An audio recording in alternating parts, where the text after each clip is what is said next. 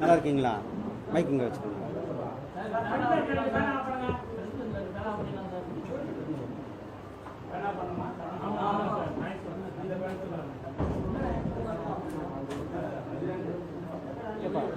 இந்த பேக்ரவுண்ட் வச்சுருந்துருக்கலாம்ல. இல்லை sir, last minute background கிடைக்கல. அதனால் இப்போது இந்த பிஜேபி அந்த லோகோ வரும் சார், அதோட கட்டாயிருச்சு. என்னது இது கட்டாயிரும் சார், இந்த பிஜேபி லோகோ வரும். பேக்ரவுண்ட் கிடைக்கல சார். பேக்ரவுண்ட் கிடைக்கல. நைட்டு 9 மணிக்கு கடை க்ளோஸ் பண்ண. சரி. அன்பார்ந்த ஊடக சகோதரர்கள், உங்கள் அனைவருக்குமே என்னுடைய அன்பு கலந்த காலை வணக்கத்தை தெரிவித்துக் கொண்டு, இன்றைக்கு சென்னை சதர்ன் ரயில்வே மூலமாக, ஏன்னா பல்வேறு மக்களினுடைய கோரிக்கை, பல இடங்களில் ரயில் ஆனது நின்று செல்ல வேண்டும் என்பது. ஆனால் நேற்றைக்கு கிட்டத்தட்ட தமிழ்நாட்டுக்குள்ள 38 ரயில்வே ஸ்டேஷனில் ரயில்கள் நின்று செல்வதற்காக நம்முடைய மாண்புமிகு ரயில்வே துறை அமைச்சர் மரியாதைக்குரிய திரு அஸ்வின் வைஷ்ணவ்ஜி அவர்கள் உத்தரவு பிறப்பித்திருக்கிறார்கள். 18ஆம் தேதி நாளையிலிருந்து இது நடைமுறைக்கு வர இருக்கிறது. குறிப்பாக சென்னை சென்ட்ரலிருந்து பெங்களூருக்கு செல்கிற ரயில், ஆம்பூரில் 2 ரயில்கள், குடியாத்தம் வாணியம்பாடியில் ஒரு ரயில், அதே போல் வாலஜா ரோடு, இது மாதிரி தமிழ்நாடு முழுவதுமே கிட்டத்தட்ட 38 ரயில், அது நான் அப்புறமா உங்களுக்கு டீட்டெயில்ஸ் கொடுத்துட்றேன். 38 ரயில் நிலையங்களுக்கு மக்களினுடைய கோரிக்கை, அந்த கோரிக்கையை ஏற்று 38 ரயில் நிலையங்களில் சில ரயில்கள் நின்று செல்கிற அளவுக்கு அந்த உத்தரவானது நமக்கு வந்திருக்கிறது. 38 ரயில்னா கிட்டத்தட்ட பாண்டிச்சேரி ரயில் நிலையங்கள், 38 ரயில் நிலையங்களில் நின்று போகிறோம். வெவ்வேறு ரூட்டில் அந்த டீட்டெயில் நான் உங்களுக்கு கொடுக்குறேன். எல்லோரும் அப்புறமா எல்லோரும் கொடுத்துருங்க. எக்ஸ்பிரஸ்ஸு, லோக்கலு எல்லாமே கலந்து. ஏன்னா ஒவ்வொரு வாட்டியும் நான் பல ஊர்களுக்கு போகும்போது அந்த ஊர் மக்கள் கோரிக்கை, ரயில்வே மினிஸ்டர் அந்த கோரிக்கை எடுத்து சென்று இப்போ 38 ரயில்கள் வேறு ரயில் ஸ்டேஷனில் நின்று போகிறதுக்கான உத்தரவை நம்ம கொடுத்துருக்கிறார். உங்களுக்கு எல்லாம் தெரியும், இந்த நிதியாண்டில் மட்டுமே ரயில்வே நிதி கிட்டத்தட்ட 6626 கோடி தமிழ்நாட்டுக்கு ஒதுக்கப்பட்டிருக்கிறது. இது 2009லேருந்து 2014 யூபி அரசாங்கம், திமுக காங்கிரஸ் கூட்டணி அரசாங்கத்தில் ரயில்வேக்கு ஒதுக்கப்பட்ட நிதி, நான் சொல்கிறது அந்த 5 ஆண்டுகளுக்கு ஒதுக்கப்பட்ட நிதி வெறும் 879 கோடி ரூபாய் தமிழ்நாட்டுக்கு, 879 கோடி ரூபாய். ஆனால் நம்முடைய மாண்புமிகு பிரதமர் திரு நரேந்திர மோடிஜி அவர்கள் இந்த ஆண்டுக்கு மட்டுமே ஒதுக்கி இருக்கிறது கிட்டத்தட்ட 6626 கோடி ரூபாய். போன வருடமும் 6000 கோடி ரூபாய்க்கான நிதி ஒதுக்கப்பட்டது. இது ரயில்வே நம்ம இன்றைக்கி பார்க்குறோம். ரயில்வேனுடைய தரம், ரயில் நிலையங்களினுடைய தரம், கிட்டத்தட்ட 77 ரயில் நிலையங்களில் அமிர்த் பாரத் திட்டத்தின் கீழே ரயில் நிலையங்களை மேம்படுத்திக்கிட்டு கொண்டிருக்கிறோம். நம்ம சென்னை எக்மோர் ரயில் நிலையம் மட்டுமே 800 கோடி ரூபாய் செலவில் ஒரு பிரம்மாண்டமான சர்வதேச தரத்தில் ஒரு விமான நிலையத்திற்கு இணையான ரயில் நிலையமானது பணிகள் நடந்து கொண்டிருக்கிறது. அதே போல் கிட்டத்தட்ட 2587 கிலோமீட்டர் நீளத்திற்கு 33,467 கோடி ரூபாயில் ரயில் பாதைகள் அமைக்கும் பணி நம்மளுடைய தமிழ்நாட்டில் மட்டும், நான் சொல்கிறது இல்லாமல் நம்ம தமிழ்நாட்டுக்கு மட்டுமே இந்த பணியானது நடந்து கொண்டிருக்கிறது. 9 இரட்டை வழி பாதைக்கான வேலைகளும் அதில் சேர்ந்து நடந்து கொண்டிருக்கிறது. இது ரயிலில் வரலாற்றில் முதல் முறையாக இந்த அளவுக்கு ரயில்வேல அதிகமான வேலைகள் நடப்பது நம்மளுடைய தமிழ்நாட்டில் நடந்து கொண்டிருப்பது என்பது உங்களிடத்தில் இன்றைக்கு சொல்ல வேண்டும் என்பதற்காக தான் இந்த ப்ரெஸ் மீட். இன்றைக்கி வந்தே பாரத் ரயில்கள் பார்க்குறோம். சென்னையிலிருந்து பெங்களூர், சென்னையிலிருந்து கோயம்புத்தூர், சென்னையிலிருந்து நாகர்கோவில், சென்னையிலிருந்து திருநெல்வேலி, அதே போல் சென்னையிலிருந்து திருப்பதி வழியாக விஜயவாடா, அதே மாதிரி பெங்களூர்லேருந்து மதுரைக்கு, இப்படி வந்தே பாரத் ரயில்கள் இன்றைக்கு அதிகமான இந்திய தொழில்நுட்பத்தில் தயாரிக்கப்பட்டது. இது என்னென்னா இதனுடைய சிறப்பு, இந்தியா தொழில்நுட்பத்தில் தயாரிப்பு. நம்ம இன்னும் குறிப்பாக சொல்லணும்னா நம்ம சென்னை ஐசிஎஃப்பில் தயாரிக்கப்படுகின்ற ரயில் பெட்டிகள் இன்றைக்கு இந்தியா முழுவதும் இந்த ரயில் பெட்டிகள் சப்ளை செய்யப்படுகிறது. ரயில் பயணம் அனைவருக்கும் ஒரு எளிமையான பயணமாக, மக்களுக்கு பாதுகாப்பான பயணமாக இந்த ரயில் பயணம் இருப்பதற்காக நம்முடைய மாண்புமிகு பிரதமர் திரு நரேந்திர மோடிஜி அவர்களும் மரியாதைக்குரிய ரயில்வே துறை அமைச்சர் திரு அஸ்வின் வைஷ்ணவ்ஜி அவர்களுக்கும் இந்த நேரத்தில் நான் நன்றி சொல்ல கடமைப்பட்டிருக்கின்றேன்.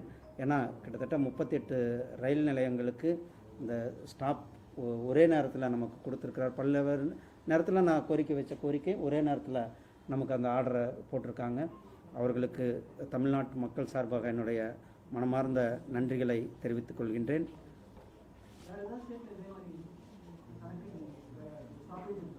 இல்லை, இது நான் இப்போ சொன்னது நான் வைத்த கோரிக்கைகள், அவர்கிட்ட பல்வேறு நேரங்களில் வச்ச கோரிக்கைகள். அது ஒரே நேரத்தில் கிட்டத்தட்ட ஒரு 12-13 மாவட்டங்கள் இதில் பயன்படும். குறிப்பாக ஆம்பூர், சேலம், இருக்கூர், சிங்காநல்லூர், கோயம்புத்தூர், அதேபோல் மேலப்பாளையம் திருநெல்வேலி, ஆரன்வாய்மொழி கன்னியாகுமரி, நாங்குநேரி திருநெல்வேலி, கொடைரோடு திண்டுக்கல், சென்னையில் கொளத்தூர், செங்கோட்டை தென்காசி மாவட்டம், வாடிப்பட்டி மதுரை மாவட்டம், ஆரணி திருவண்ணாமலை அந்த சைடு, பாபநாசம், திருச்சிராப்பள்ளி, இப்படி கிட்டத்தட்ட ஒரு 10-12 மாவட்டங்கள் இதில் பயன்படுது. வேறு நீங்கள் ஆனால் நான் டீட்டெயில் இருக்குன்னா நான் உங்ககிட்ட கொடுத்துட்றேன், நீங்கள் எல்லாருமே ஷேர் பண்ணிக்கோங்க. ஆமாம், அதனால தான் சொல்ல பல மக்களினுடைய கோரிக்கையை ரயில்வே அமைச்சர்கிட்ட எடுத்து சொல்லி அவங்க ரயில்வே அமைச்சர் அவர்கள் நமக்கு ஒரே நேரத்தில் இதுக்கெல்லாம் ஆர்டர். ஏன்னா இது ஒரு 6 மாதம் இருந்தது. நான் மக்கள் கோரிக்கை இருந்தோம், என்னுடைய கவனத்துக்கு ஒரு 6 மாதத்தில் எல்லாத்தையும் நாம் ரயில்வே அமைச்சர்கிட்ட சொல்லி எல்லாத்துலேயுமே இது நம்ம உடனடியாக பண்ணி கொடுத்துருக்கோம்.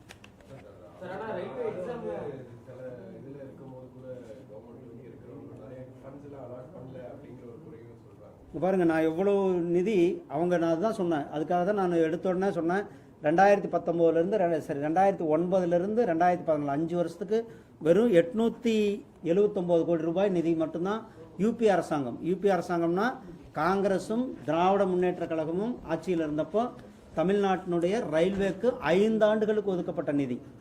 ஆனால் நாம் இந்த ஆண்டுக்கு மட்டுமே நம்முடைய மாண்புமிகு பிரதமர் திரு நரேந்திர மோடிஜி அவர்கள் இந்த ஆண்டுக்கு மட்டுமே 6626 கோடி ரூபாய் ரயில்வே திட்டங்களுக்கு தமிழ்நாட்டுக்கு ஒதுக்கப்பட்டது. இதை தவிர்த்து மொத்தமாக ஒரு 33,467 கோடி ரூபாய்க்கு ஏற்கனவே பணிகள் நடந்து கொண்டு இருக்கிறது.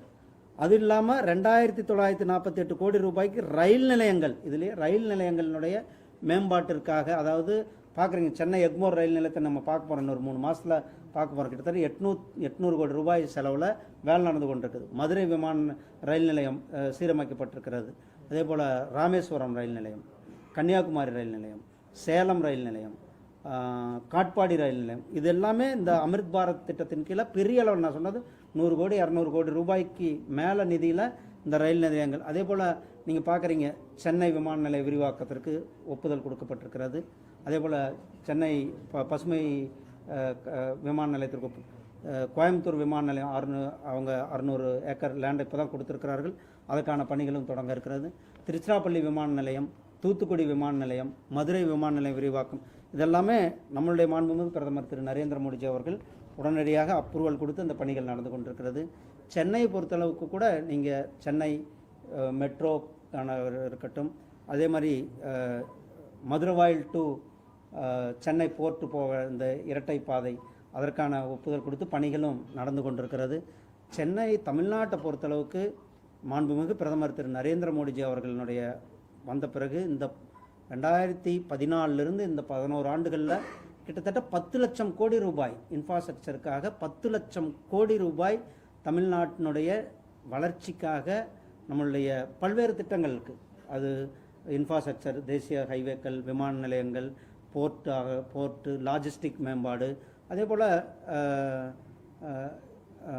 சமூக திட்டங்கள், ஜல் ஜீவன் மிஷன், இது எல்லாம் இப்படி சேர்த்துனா 10 லட்சம் கோடி ரூபாய்க்கான திட்டங்கள் தமிழ்நாட்டிற்கு நம்மளுடைய மாண்புமிகு பிரதமர் அவர்கள் கொடுத்திருக்கிறார்.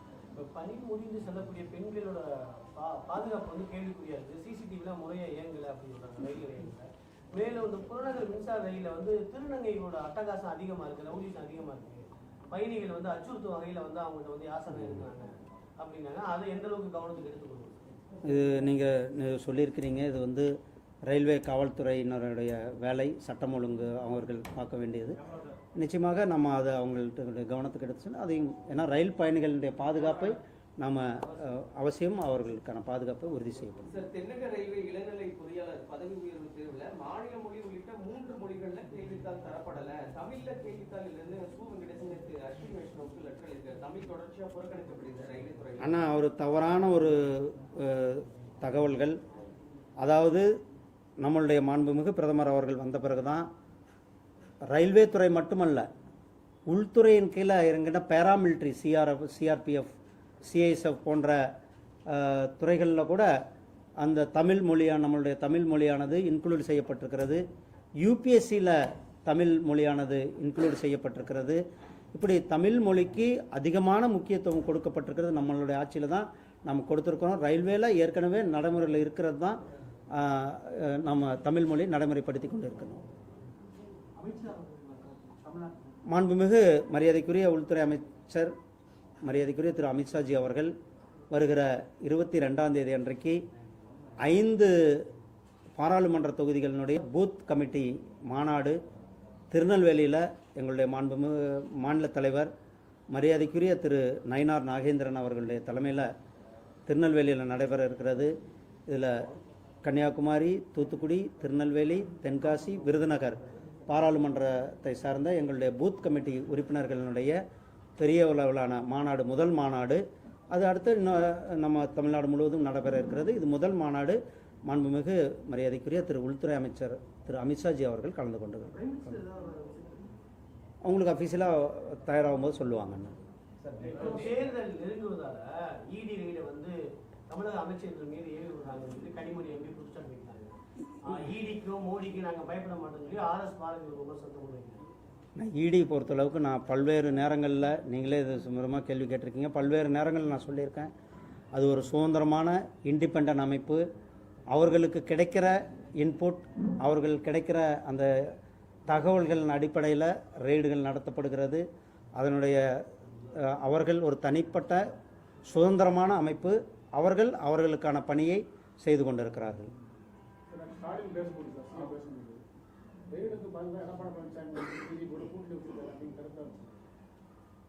அவர் இன்னைக்கு பேசுவதற்கு ஒன்றுமில்லை.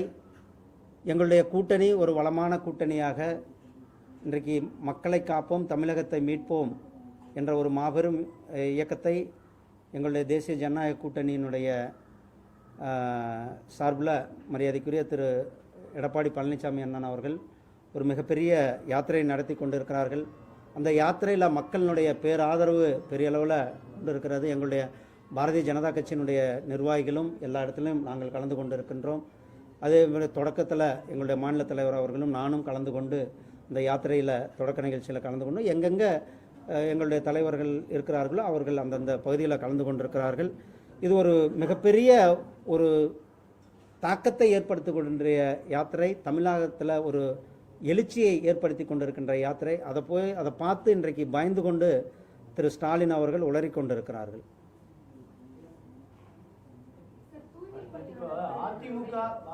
இது நான் வரேன்.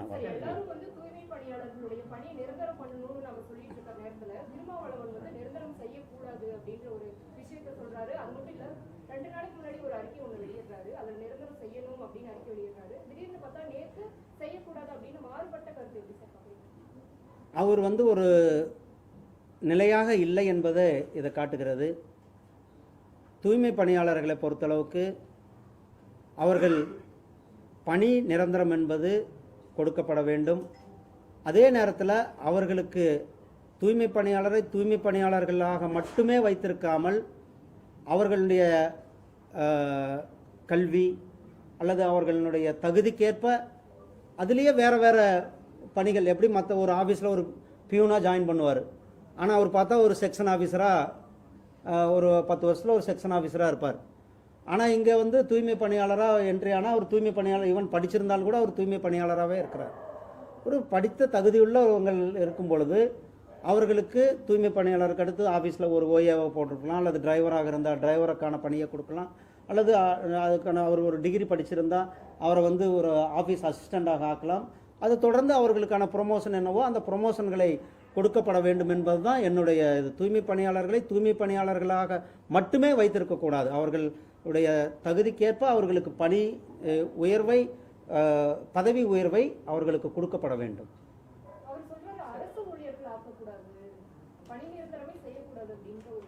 அதுதான் அவர் என்ன ஆங்கிளில் சொல்லியிருக்காருன்றது தெரில. என்னுடைய பொறுத்தளவுக்கு தூய்மை பணியாளர்கள் அவர்கள் பணி நிரந்தரம் என்பது அவர்களுடைய என்ன பணி பாதுகாப்பு தான் அவங்க எதிர்பார்க்கிறார்கள். பணி பாதுகாப்பும் கொடுக்க வேண்டும். அதே நேரத்தில் அவர்களை தூய்மை பணியாளர்களாக மட்டுமே வைத்திருக்காமல் அவர்களுக்கு தகுதிக்கேற்ப பதவி உயர்வுகளை கொடுக்க வேண்டும்.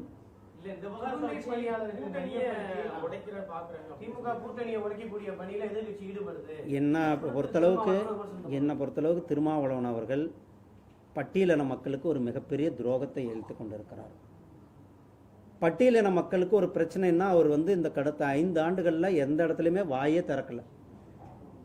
பட்டியலின மக்கள் எப்படி போனால் தனக்கு என்ன அப்படின்றது தான் அவருடைய ஒரே எண்ணமாக இருக்கிறது. அவருக்கு பொறுத்தளவுக்கு அவர் கூட்டணியில் ஒட்டி கொள்ள வேண்டும், கூட்டணியிலிருந்து எம்எல்ஏ ஆக வேண்டும், எம்பிகள் ஆக வேண்டும் என்பது தான் அவருடைய குறிக்கோளாக இருக்கிறதோ வழிய பட்டியலின மக்களினுடைய நலனிலையோ அக்கறையிலையோ சிறிதும் அவருக்கு கவனம் இல்லை என்பது தான் அவருடைய இந்த முரண்பட்ட ஸ்டேட்மெண்ட். நேற்று ஒன்று பேசுகிறார், இன்றைக்கி ஒன்று பேசுகிறார். இதெல்லாம் அவர் ஒரு தடுமாற்றத்தில் இருக்கிறார். கூட்டணி விட்டு நம்ம போயிடுவோமோ என்ற ஒரு பயத்தில் கூட, அதாவது நம்மளை வெளில அனுப்பிடுவாங்க, நம்ம போய் கேள்வி கேட்டால் நம்ம கூட்டணியிலேருந்து வெளில அனுப்பிடுவோம். வேங்கை வாயில் விஷயம் எடுத்துக்கோங்க, எவ்வளோ பெரிய விஷயம் ஆச்சு. பட்டியலின மக்கள் மேலே தொடர்ந்து தாக்குதல்கள் நடந்து கொண்டு இருக்கிறது. பட்டியலின மக்கள் பல இடங்களில் கோயில்களுக்கு போக முடியல. பட்டியலின மக்கள் பல இடங்களில் இன்றைக்கி இன்னும் சொல்லப்போனால் பட்டியலின மக்கள் தான் அதிகமாக கவர்மெண்ட் எஜுகேஷனுக்கு வர்றேன். ஸ்கூல் பள்ளிகளில் பட்டியலின மக்கள் வந்து படிக்கிற பள்ளிகள் அரசு பள்ளிகள். ஆனால் பல அரசு பள்ளிகள் இன்றைக்கு மூடிக்கொண்டு இருக்கிறது திமுக அரசாங்கம். ஆனால் அதை பற்றியெல்லாம் இவர் கேள்வி கேட்குறதே இல்லை. அதுதான் இப்ப பட்டியலின மக்களுக்கு திருமாவளவன் மட்டும்தான் குரல் கொடுக்கணுமா? ஏன் அதிமுக குரல் கொடுக்கூடாதா? ஏன் ஒரு ஜாதிக்குள்ள அடக்கிறீங்கன்னு ஒரு விமர்சனம் வைக்கிறார். இல்லை, பட்டியலின மக்களுக்காக எல்லாரும் தான் குரல் கொடுத்து கொண்டிருக்கோம். அதிமுக குரல் கொடுத்துருக்குது. இதை விட பாரதிய ஜனதா கட்சி நாங்கள் பெரிய அளவில் பட்டியலின மக்களுக்காக பட்டியலின மக்களினுடைய கோரிக்கைகளை அதிகமாக எடுத்து மக்கள் மன்றத்தில் கொண்டு போயிருக்கிறது எங்களுடைய பாரதிய ஜனதா கட்சி. அதே போல் தேசிய அளவில் பட்டியலின மக்களுக்கு அதிகமாக முக்கியத்துவம் கொடுத்து கொண்டிருப்பது எங்களுடைய பிரதமர் திரு நரேந்திர மோடி அவர். ஆனால் தமிழகத்தில் பொறுத்தளவுக்கு திமுக அரசாங்கத்தினுடைய கூட்டணியில் அவர் இருக்கிறனால தான் அவர்களை வந்து கேள்வி கேட்கிறார்கள். கூட்டணியில் இருக்கிறப்ப நீ போய் உங்கள் கூட்டணி எஜமானர்கிட்ட சொல்லு, பட்டியலின மக்களுக்கு எவ்வளோ பிரச்சனை நடந்து கொண்டு இருக்கிறது, அது ஏன் தட்டி கேட்க மாட்டேங்கிறது என்பது தான் இங்கே கேள்வி. அவரு மட்டும்தான் கேட்கணுன்றது இதில் விஷயம் அல்ல. இதில் விஷயம் அவர் கூட்டணியில் இருக்கிறீங்க, உங்கள் கூட்டணியில் இருக்கும் பொழுதே நீங்கள் வந்து பட்டியலின மக்களுக்கு துரோகம் இழைக்கும் பொழுது அதை நீங்கள் ஏன் கேள்வி கேட்கவில்லை என்பதுதான் கேள்வி. இதில் அதிமுக பாஜக கூட்டணி விமர்சனம் செய்து ஏற்கனவே வந்து அன்வர் ராஜா போயிட்டாரு, கார்த்திக் தொண்டமான் போயிட்டாரு. இப்போ அவர் பிரதான ஒரு ஆர்எஸ்எஸோட முக்கியமான பொறுப்பில் இருந்த இவர் மைத்ரேயனும் வந்து திமுக நோக்கி பயணிக்காரு. மேலும் வந்து முன்னாள் அமைச்சர்களை இருக்கிறதுக்கு திமுக ரெடியா இருக்குன்னு சொல்றாங்க. இது வந்து உங்க கூட்டணிக்கு ஒரு பெரிய ஒரு பாதிப்பு ஏற்படுத்தாது? எந்த வித பாதிப்பும் கிடையாது. எங்கள் கூட்டணி ரொம்ப ஸ்ட்ராங்கான கூட்டணி. 2026 மிக பெரும்பான்மையோடு ஆட்சி அமைக்க போகின்ற எங்களுடைய கூட்டணி ஆட்சி அமைக்க போகிறது. திமுகவுடைய கூட்டணி படுதோல்வி அடைய போகிறது. தேர்தல் நேரங்களில் உங்களுக்கு எல்லாருக்கும் தெரியும், இந்த கட்சியிலேருந்து அங்கே போகிறது இங்கே போகிறது சீட்டு கொடுக்கல, ஒரு முக்கியத்துவம் கொடுக்கல, அல்லது எனக்கு வந்து சரியான பிரதிநிதித்துவம் கொடுக்கல, என்னை உட்கார வைக்கல, என்னை கூப்பிடல அப்படின்ற ஏதாவது ஒரு காரணத்தங்களில் சொல்லி, ஏன்னா இது அவங்க கட்சி விஷயம், அதில் நான் கருத்து சொல்கிறது நல்லா இருக்காது. ஆனால் ஒரு பொதுவான இது, நீங்கள் தேர்தல் நேரத்தில் திமுகவிலிருந்து எவ்வளோ பேர், நான் பாரதிய ஜனதா கட்சியினுடைய தலைவராக இருக்கும்பொழுது எவ்வளோ பேர் முக்கியமான ஆட்கள்லாம் கூட திமுகவிலிருந்து வெளில வந்தாங்க. இப்பயும் திமுகவிலேருந்து வெளில வர்றதுக்கு ரெடியாக தான் இருக்கிறாங்க. எங்ககிட்ட பேச்சுவார்த்தை நடந்து கொண்டிருக்கிறது. திமுகவில் யாருன்னா அது எப்படி சொல்ல முடியும்? அது வந்து ஜாயின் பண்ணும்போது எங்கள் கட்சி ஆஃபீஸில் வந்து ஜாயின் பண்ண உங்களெல்லாம் வச்சுட்டு தான் ஜாயின் பண்ண வைப்போம். அதனால் தேர்தல் நேரங்கள் நீங்கள் கவனமாக எடுத்து பாருங்கள். தேர்தல் நேரங்களில் இங்கேருந்து அங்கே, அங்கேருந்து இங்கே, இங்கேருந்து இங்கே பல அது வந்து போயிட்டு வந்து, ஆனால் யார் போகிறார்கள், எங்கிருந்து போகிறார்கள் என்பது தான் வெயிட் பண்ணுங்கள். திமுகவிலேருந்து பெரிய தலைவர்கள்லாம் கூட எங்கள் இதில் ஜாயின் அது வெயிட் பண்ணி பாருங்கள். பிராமண சமுதாய வாக்குகளை ஈர்ப்பதற்காக எஸ்வி சேகர், மைத்ரேயன் போன்ற ஆட்களை வந்து திமுக இருக்குதுன்னு நினைக்கிறீங்களா? அண்ணா, பிராமண சமுதாய வாக்குகள் எப்பயுமே பாரதிய ஜனதா கட்சி பக்கம். அவங்க வந்து தேசியத்தையும் தெய்வீகத்தையும் நம்புகிறவர்கள். அவர்கள் வந்து பிரதமர் மோடி மேலே ஒரு மிக பக்தி கொண்டவர்களாக இருக்கிறார்கள். அவர்கள் எந்த நேரத்திலும் கூட, எந்த இடத்துலையும் கூட பாரதிய ஜனதா கட்சியை விட்டு போக மாட்டாங்க. தொடர்ந்து சிஎம் வந்து இப்போ கூட நேற்று கூட பேசும்போது கூட இடி எலெக்ஷன் கமிஷனை தனியாக மத்திய அரசு வச்சு இந்த மாதிரி ஒரு பெரிய அநியாயத்தை பண்றாங்க அப்படிங்கிற மாதிரி சொல்லியிருக்காரு. ஏங்க, நீங்கள் தயவு செஞ்சு தெரிஞ்சுக்கோங்க, இரண்டுமே சுதந்திரமான அமைப்பு, ஒரு independent organisations. Independent organisations, constitutional. தேர்தல் ஆணையம் உங்களுக்கு தெரியும். தேர்தல் ஆணையம் வந்து அப்போது 2026 இவங்க ஜெயிக்கும் போது தேர்தல் ஆணையம் வந்து இப்போ இவங்களுக்கு சப்போர்ட் பண்ணுச்சுன்னு சொல்ல முடியுமா? அல்லது கர்நாடகாவில் காங்கிரஸ் ஜெயிக்கும் போது சப்போர்ட் பண்ணிச்சா? அல்லது தெலுங்கானாவில் இவங்க ஜெயிக்கும் போது சப்போர்ட் பண்ணிச்சா? இப்படி இல்லைங்க. அவங்க ஒரு இண்டிபெண்ட் அமைப்பு. இண்டிபெண்ட் அமைப்பு தேர்தலை கரெக்டாக நடத்தி கொண்டு இருக்கிறார்கள். இவங்க தோக்கும்போது தேர்தல் கமிஷன் மேலே பழி போடுறது, இல்லை இவங்க ஜெயிக்கும் போது கொண்டாடுறது, இது என்ன நியாயம்?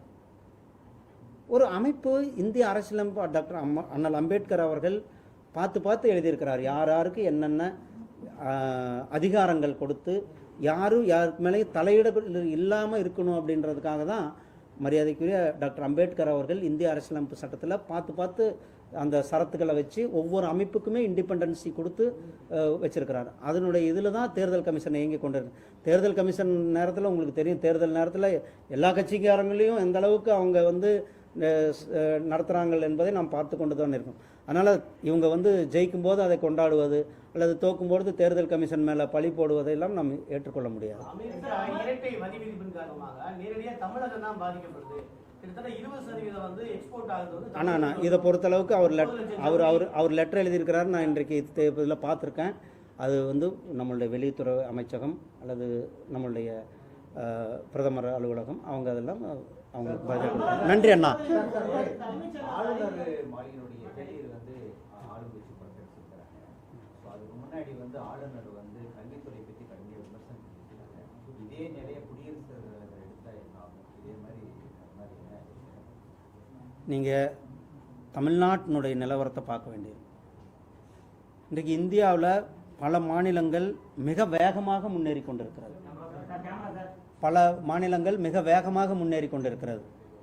தமிழ்நாட்டில் நான் ஒரு கிராமத்திலேருந்து பட்டியலின கிராம அந்த காலனிலேருந்து வந்தோம். எங்களுடைய ஊர்லேயே பல ஸ்கூல்கள் இன்றைக்கு மூடும் சூழ்நிலையில் இருந்து கொண்டிருக்கிறது. பட்டியலின மாணவர்கள் படிக்கின்ற பள்ளிகளில் ஆரம்ப அடிப்படை வசதிகள் இருக்கிறதா என்பது நான் அரசு பள்ளிகளில் சொல்கிறேன்.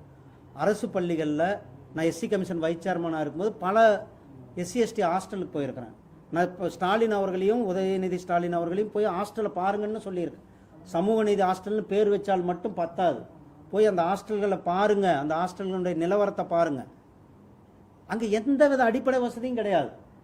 நீங்கள் வேணால் வாங்க, நான் பல ஊருக்கு கூட்டு போகிறேன், நான் நேரடியாக பார்த்துருக்கிறேன், எங்கிட்ட ஆதாரங்கள் இருக்கிறது. பல பள்ளிகளினுடைய அடிப்படை வசதிகள் பள்ளிகளில் கிடையாது, ஹாஸ்டல்களில் கிடையாது. அதை கவர்னர் வந்து அவருடைய உரையில் தமிழ்நாட்டில் செக்ஷன் நல்லா இருக்குங்கிறாரு. ஆனால் அதை தான் நான் சொல்கிறேன். அடிப்படை வசதிகள்னால் என்ன, வாத்தியார் இருக்கணும், படிக்க வைக்கணும், சொல்லி தரணும், அவர்களுக்கு புஸ்தகம் கொடுக்கணும், யூனிஃபார்ம் கொடுக்கணும், எல்லாமே பண்ணணும். இல்லை அந்த வசதிகள் செய்து கொடுக்காததானே அவர் சொல்லியிருக்கிறார். அப்போது கல்வியினுடைய தரம் எந்த அளவுக்கு பின்னோக்கி சென்று கொண்டிருக்கிறது, அது அவர் உண்மை சொல்லும்போது இவர்களுக்கு கசப்பாக தான் இருக்கிறார். நன்றி அண்ணா. குடியரசு துணைத் தலைவருக்கான வேட்புமனு 21ஆம் தேதி துவங்க போகுது. செப்டம்பர் 9 தேர்தல். ஆமாம். தென் மாநிலத்திலிருந்து ஒரு குடியரசு துணைத் தலைவர் தேர்தல் இருக்குன்னு சொல்லி எதிர்பார்ப்பு இருக்கு. வழக்கமா தென் மாநிலங்கள்ல தான் போவாங்க. அதுக்கான வாய்ப்பு ஏன்னா அதெல்லாம் வெயிட் பண்ணி பார்ப்போம்னா